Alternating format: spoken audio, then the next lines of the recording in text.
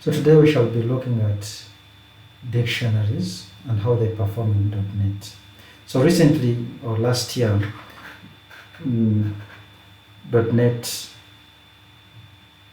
frozen dictionaries came to enhance the performance of immutable dictionaries. So we shall be diving into this and finding a couple of things, and then we shall be getting to write some code and show how the dictionaries perform and how they perform in relation to lists, how they can perform in relation to the frozen dictionaries, the immutable dictionaries, and all that. So every company has big data in its future, and every company will eventually be in big data business, and that's the prediction, and I think we're moving there quite so fast. So big data depends on performance and speed of the project or the software and how the data is processed. So what are dictionaries in .NET? A dictionary in C# is a collection of key value pairs where each key is unique and associated with one value. It can be thought of as a sort of virtual table where you can quickly look up values based on their keys. They are part of the system collections. The performance of dictionaries. When it comes to immutability and performance, traditional dictionaries, they are never the best choice. So this is where the immutable dictionary and frozen dictionaries come into play. So we'll be exploring these two dictionaries, their advantages, their disadvantages, and provide examples of their usage along with performance benchmarks. So what are immutable dictionaries? Immutability is a key component in software engineering, and it's essential to ensure the integrity of your data and prevent unintended changes. In software development, immutability refers to the practice of creating objects that cannot be modified once they are created. So this ensures that the state of the object remains consistent throughout its life cycle, making it easier to reason about the behavior of your code to avoid unintended consequences. So the immutable dictionary type is a specialized type that provides an immutable dictionary. It's available on the system.collection.immutable namespace and provides a dictionary that cannot be modified after it's created. So if you have data that you want to access many times, but you don't want it to be changed multiple times, then you can have it immutable. And if you want to have such data, for instance, you have a data set that never changes, but you want to access it multiple times. For instance, if you have a list of students, for instance, and this list is not going to change over time or throughout the life cycle of what you're working on with the program, then it's good to use this immutable the immutable concept or the immutable namespace as it is provided here. Yeah. So what are the advantages and disadvantages of the immutable dictionary? As you can see, one first advantage is safe from changes because it's immutable, then nothing can change, and concurrence is useful in multi-threading environments as does not require locking of data access. So you don't have to lock data when you are trying to access it. So when you're multi-threading, this is very useful. So it makes code easier to maintain and very much readable. So one of the disadvantages of this is the performance. You'll see this when you write some code and run it using benchmark library. You'll be able to see this and see how the performance of the immutable libraries, the immutable dictionaries, is not that wonderful. So what are the frozen dictionaries? The frozen dictionary is a new type introduced in .NET 8 that was 2023, designed to optimize performance for dictionary lookups Once frozen, the dictionary's internal structure is optimized for significantly faster lookups. In C# 2012 programming, frozen dictionaries stand out as specialized data types or data structures that offer immutability, ensuring that once created, their content cannot be modified. So essentially, frozen dictionaries are very similar to the immutable dictionaries. The only difference is that these come with enhanced abilities of performance. One of the pros and cons of this is high performance and stability. Those are the advantages. And one of the disadvantages that you can find with this is immutability after freezing. Once frozen, no modifications can be made. So this data structures will perform when put under stress and when you're creating them. So I shall be looking at creating a list, shall be looking at how to create a dictionary and how to create an immutable dictionary, normal dictionary, and how to create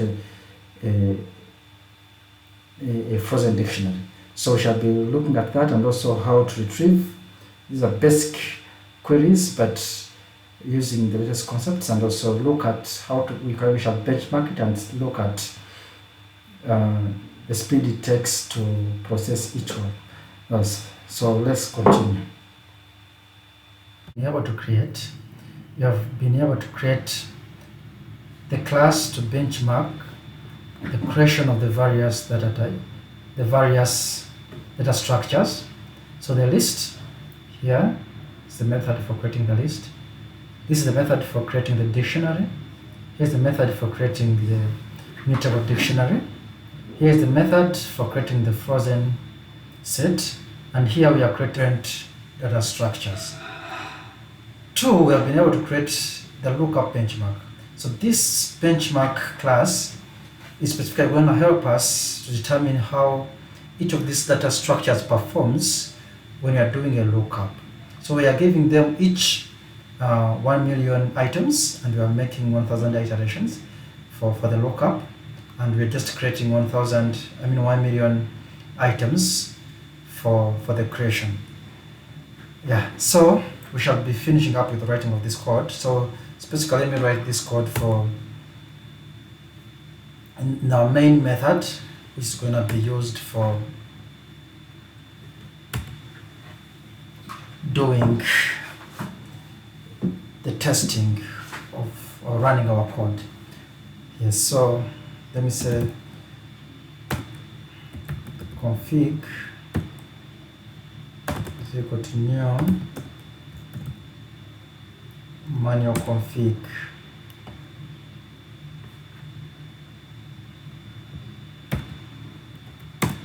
So I'll say with options.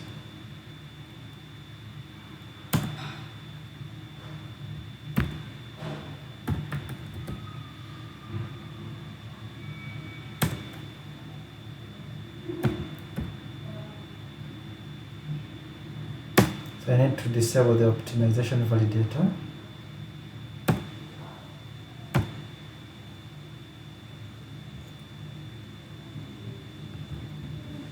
The add validator.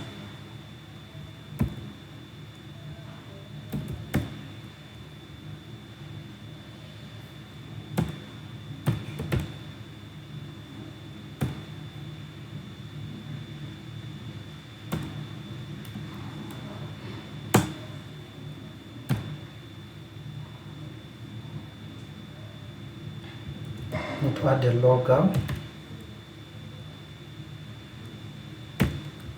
Console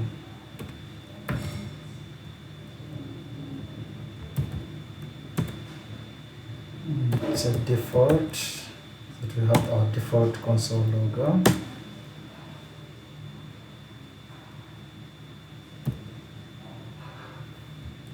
Need to add the column provider also, so default column provider.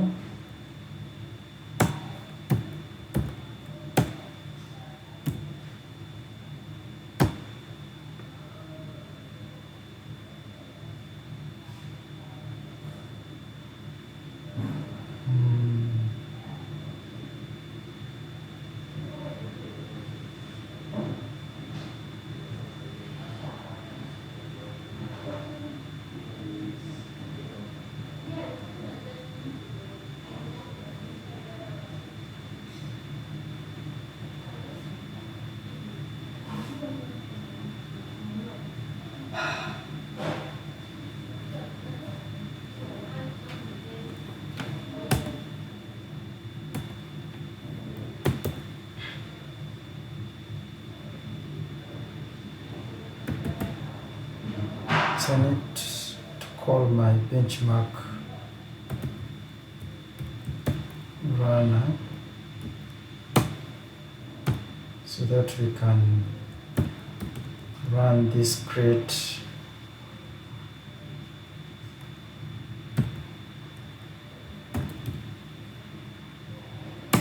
benchmark, and we shall be using our configurations.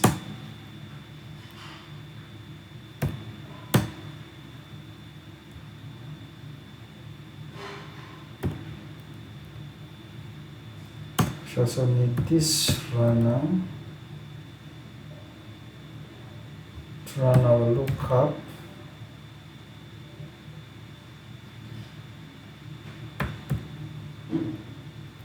Benchmark, and we shall be using our same configurations. I think I missed this here. Yeah, so this is so far it. So we shall run and see how this will perform.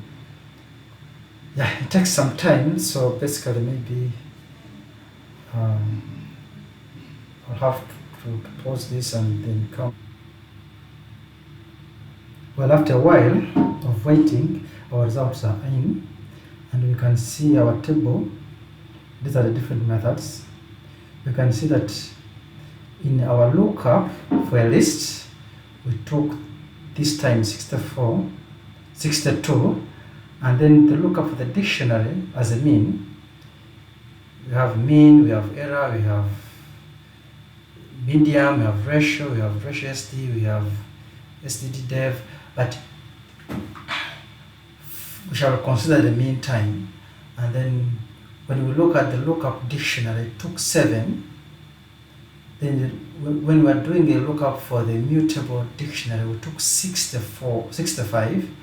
And then the lookup for the frozenSets took 4, and extraordinarily the lookup for the frozen dictionary took 4. So this is extremely big game changer in how to optimize the process of doing the dictionary lookup, and this goes a long way in optimizing applications that use big data, and essentially that's the future of the world. So as C# progresses and makes programming more, it took 3. The method to create a dictionary took 16 ms, that's milliseconds. The method to create the immutable dictionary took 599 milliseconds, but the method to create the frozenSets took us 43 milliseconds or microseconds, milliseconds in this matter. So the method to create the frozen dictionary took 44. So with the advantages that come with the frozen dictionary, which is an immutable kind of dictionary, it is a game changer, like I've said, for both the creation and also for